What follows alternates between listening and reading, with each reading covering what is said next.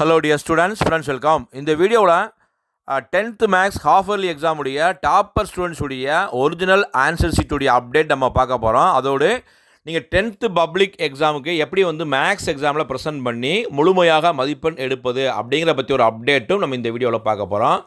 So இந்த வீடியோவில் இருக்கக்கூடிய ஆன்சர் ஸ்கிரிப்டை ஃபுல்லாக செக் பண்ணுங்கள். 100க்கு வந்து 95 வந்து எடுத்திருக்காங்க. இந்த ஆன்சர் ஸ்கிரிப்டில் வந்து பார்த்தீங்கன்னா 1 மார்க்கில் வந்து 2 தப்பு வந்து வாங்கியிருக்காங்க. ஸோ இது டாப்பர் ஸ்டூடெண்ட்ஸ் வந்து கவனத்தில் வைக்கணும். பார்ட் 1 மார்க் பகுதியில் வந்து எந்த விதமான தப்பும் வாங்காமல் முழுமையாக 14 மார்க்ஸ் வாங்குறதுக்கு நல்லபடியாக முயற்சி பண்ணுங்க. அதே மாதிரி 2 5 மார்க்ஸ்லையுமே வந்து கேர்லெஸ் மிஸ்டேக்னால ஒரு மார்க்ஸ் வந்து குறைஞ்சிருக்கு. கிராஃப்லேயும் வந்து 1 மார்க்ஸ் வந்து குறைஞ்சிருக்கு. ஸோ மேக்ஸை பொறுத்தளவுக்கு நம்ம வந்து கவனம் இல்லாமல் வந்து ஆன்சர்ஸை போடும்போது கண்டிப்பாக மதிப்பெண் வந்து குறையும். உங்களுடைய ஆன்சர்ஸ் எல்லாமே அடித்தல் திருத்தல் இல்லாமல் நீட்டாக அழகாக பண்ணணும். அதே மாதிரி ஒன் வேர்ட்ஸை பொறுத்தளவுக்கு எழுதும்போது எப்பயுமே எல்லா சப்ஜெக்ட்டுக்குமே ஒன் வேர்ட்ஸ் எழுதும்போது நீங்கள் வந்து ஆப்ஷன்ஸோடு வந்து எழுதுங்க. நூக்கன் கார்னர்ஸ் எழுதாதீங்க. மேக்ஸை பொறுத்தளவுக்கு நீங்கள் எல்லா சம்முமே ஒர்க் அவுட் பண்ணணும். ஸோ நீங்கள் என்ன செய்யணும்னா அந்த எக்ஸாம் ஸ்கிரிப்டில் வந்து ஒரு 2 இன்ச்சுக்கு வந்து என்ன செஞ்சுக்கணும்னா நீங்கள் வந்து பாட்டத்தில் வந்து அண்டர்லைன் பண்ணிக்கலாம். அது ஒரு கேப் போட்டுக்கிட்டு அதில் ஃபுல்லாக ரஃப் ஒர்க்கு ஃபுல்லாக அதில் தான் பண்ணணும். இதிலே இந்த ஆன்சர் ஸ்கிரிப்ட்லேயே வந்து 2-3 சம்மு வந்து ஆன்சர்கிட்டே பண்ணியிருப்பாங்க. ஒர்க் அவுட் பண்ணும்போது உங்களுக்கு முழுமையாக மதிப்பெண் கிடைக்காம அங்கே மதிப்பெண் குறையவும் வாய்ப்புகள் இருக்குது. ஸோ மேக்ஸை பொறுத்தளவுக்கு பப்ளிக் எக்ஸாமுக்கு எல்லா பேப்பருடைய அந்த பாட்டத்தில் தான் நீங்கள் ரஃப் ஒர்க்கை ஃபுல்லாகவே பண்ணணும். அதே மாதிரி யூனிட்ஸை ஃபுல்லாக கரெக்டாக எழுதணும். நம்ம வந்து மைனஸ் ப்ளஸ் மட்டும் கரெக்டாக போட்டால் பத்தாது.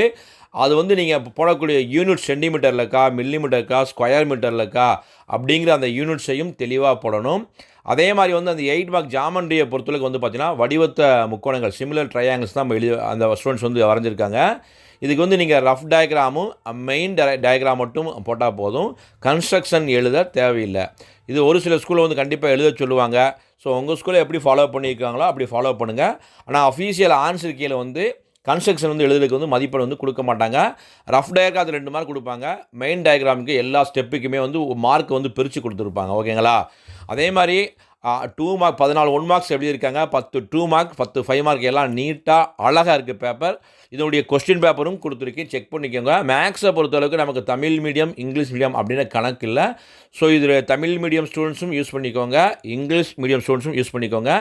ஏதாவது இதை தவறு இருக்கக்கூடிய பட்சத்தில் கமெண்டில் வந்து பதிவு செய்யுங்க. பேப்பர் பர்சன்ட் எப்படி பண்ணியிருக்காங்க அப்படின்னு உங்களுடைய ஒப்பீனியனும் தெரிவிங்க.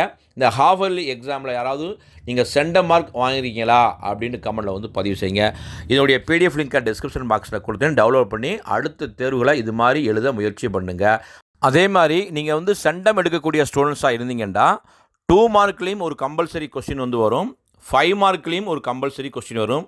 அதுக்கு தான் நம்ம ஆன்சர் பண்ணணும்.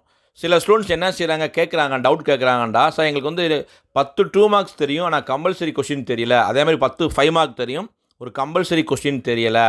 அப்போ நாங்கள் தெரிஞ்ச கொஸ்டின் அட்டன் பண்ணலாமாண்டா? கண்டிப்பாக உங்களுடைய மார்க்ஸ் எல்லாம் எடுத்து ஃப்ரெண்டில் வந்து நம்ம வந்து போஸ்ட் போடுவோம். ஸோ அந்த கம்பல்சரி கொஸ்டினுக்கு நீங்கள் ஆன்சர் பண்ணியிருந்தால் மட்டுமே தான் உங்களுக்கு முழுமையான மதிப்பெண் கிடைக்கும். இது சென்டம் எடுக்கக்கூடிய மாணவ மாணவிகள் கவனத்தில் வச்சு ஒவ்வொரு சமயமே நிறுத்தி நிதானமாக ஆன்சர் பண்ணுங்கள்.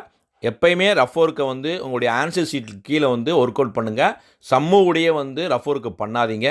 நீட்டாக எழுதுங்க, பிழை இல்லாமல் எழுதுங்க. கண்டிப்பாக நீங்களும் முழுமையாக மதிப்பெண் எடுக்கலாம். இந்த வீடியோ பிடிச்சா லைக் பண்ணுங்கள். மறக்காமல் இந்த வீடியோ ஃப்ரெண்ட்ஸுக்கும் ஷேர் பண்ணுங்கள். All the best. தேங்க்யூ.